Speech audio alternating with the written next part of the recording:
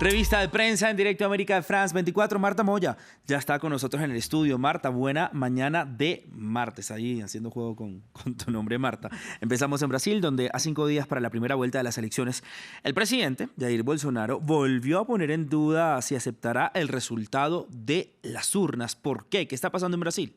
Hola Raúl, buenos días. Así es, como lo comentaba también la compañera Lea en su informe, abrimos con Carta Capital, que recoge este martes esta entrevista que hizo ayer el presidente Jair Bolsonaro con la televisión Record, donde volvió a amenazar con no respetar el resultado de las elecciones. Titula Carta Capital: Bolsonaro amenaza una vez más con cuestionar el resultado electoral. Dijo Bolsonaro que no tendría problema en reconocer los resultados si las elecciones eran limpias. Tenemos que saber ahora qué son las elecciones limpias para el presidente. Bueno, ¿qué dice Estadao? Estadao titula: Bolsonaro acusa al Tribunal Superior Electoral de persecución y evita decir si aceptará una eventual derrota.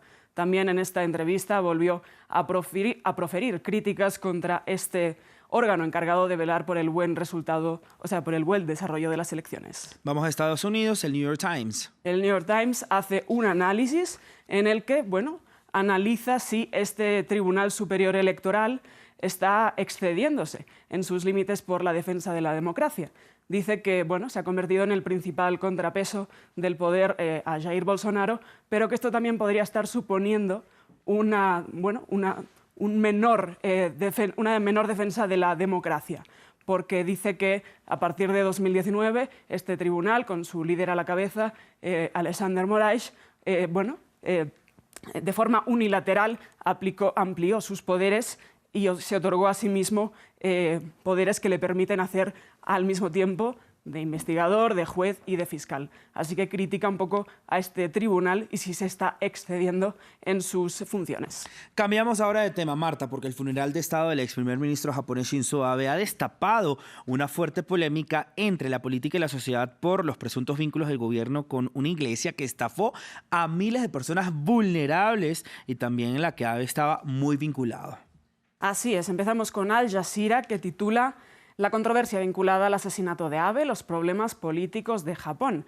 Sostiene que el asesino, Tetsuya Yamagami, el asesino confeso del ex primer ministro japonés Shinzo Abe, fue víctima de esta Iglesia de la Unificación que habría estafado a miles de personas en Japón durante décadas. Incluso se ha creado una comisión de víctimas de esta iglesia por la que se habrían estafado más de 850 millones de dólares.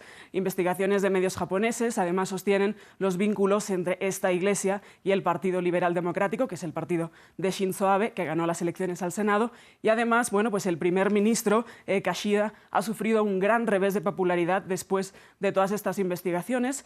Su popularidad se situaba en aproximadamente el 63%, y a raíz de estos vínculos con esta iglesia que habría estafado a miles de japoneses, su popularidad ha caído al 29%. Volvemos al New York Times con este tema, Marta. Así es, el New York Times titula: ¿Por qué Japón está enfadado por un funeral de Estado para un líder asesinado? Sostiene que los japoneses dicen que este funeral es un derroche de dinero público, y más cuando estas investigaciones que comentaba sostienen estos vínculos entre el Partido Liberal Democrático y esta iglesia que habría estafado a muchos japoneses. Además, sostiene este artículo que el relato del asesino confeso ha generado incluso empatía entre los japoneses, que también han sido víctimas de este fraude. Cerramos con el que es uno de los temas más importantes en Europa, Marta, tras la victoria de Giorgia Meloni en Italia, la llegada de la ultraderecha a la tercera economía de la eurozona y cómo, se recomponen de alguna manera las fuerzas políticas tras este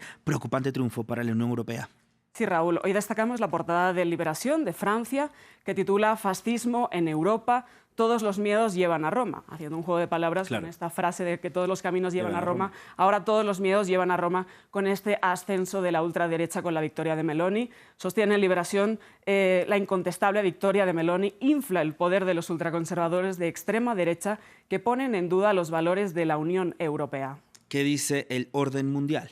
El orden mundial analiza un poco la derecha euroescéptica y dice que ya no tiene como objetivo principal salirse de la Unión Europea, sino cambiarla desde dentro. Este es un análisis del compañero Emilio Ordiz, que dice que ya pues no está entre estos principales objetivos frenar o deshacer la integración europea, sino crear una alianza de naciones donde los poderes se transfieran a los Estados y no recaigan en la Comisión Europea. Además, dice que Polonia y Hungría, estos miembros díscolos de la Unión, pues con el Brexit deshicieron este objetivo de salirse de la Unión, y que ahora lo básico para estos partidos euroescépticos es cambiarla desde dentro. El Global Times de China, Marta. Para concluir muy rápidamente, el editorial del Global Times, este periódico alineado con el Partido Comunista Chino, titula en su editorial: Europa debería ser valiente para enfrentar los problemas tras el giro a la derecha. Dice que los problemas se afrontan con actitud pragmática y racional y constructiva, pero que no hay que dejar de lado atacar si estos se ven amenazadas. Así es, Marta. Gracias entonces por toda la información de la revista de prensa por el día de hoy. Mañana, por supuesto, con más. A ti, Raúl. Gracias. Hasta mañana.